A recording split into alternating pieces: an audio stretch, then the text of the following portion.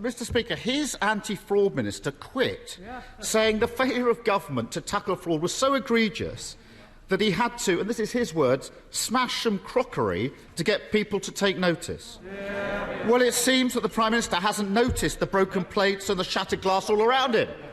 It's almost as if he's been completely distracted for weeks.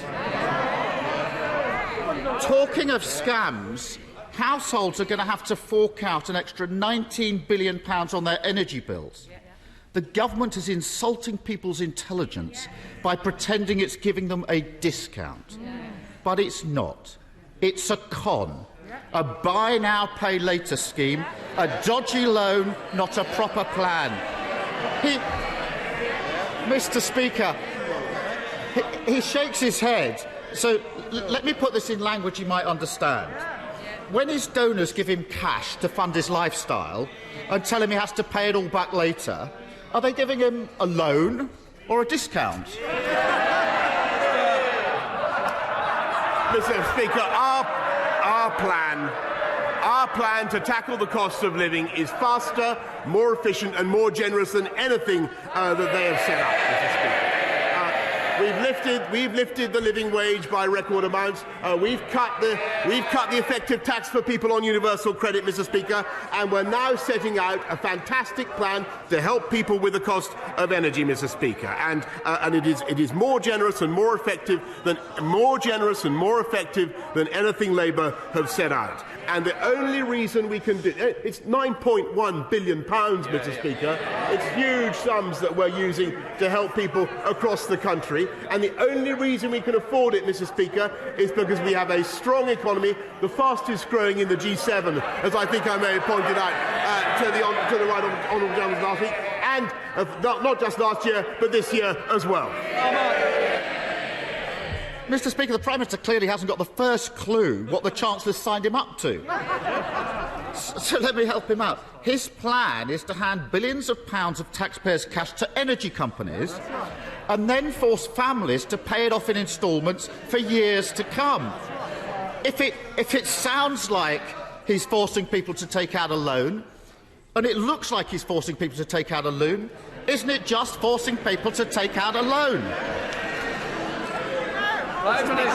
We are giving people in Band D council tax, A to D council tax valuations across the country. That is 27 million homes. We're giving them the equivalent of a £150 rebate off their council.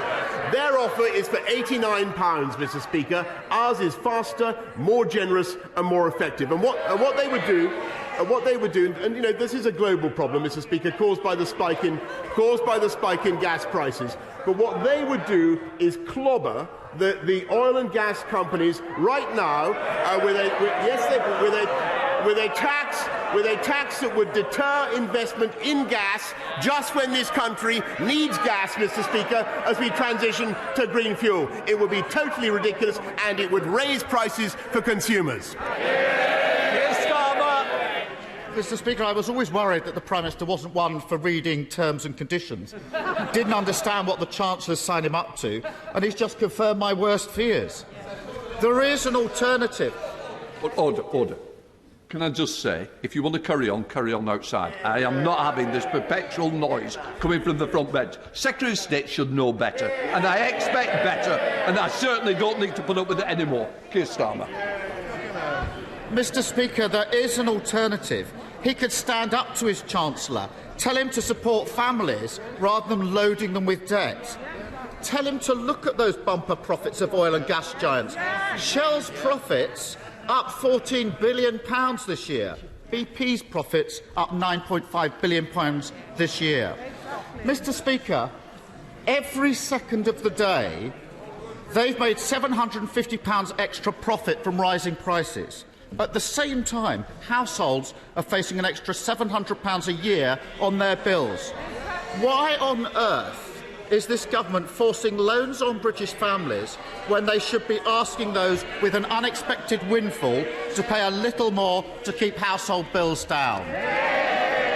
Mr. Speaker, the Labour plan would clobber supply. It's an improvement on what I thought he stood for, which was nationalising the energy companies.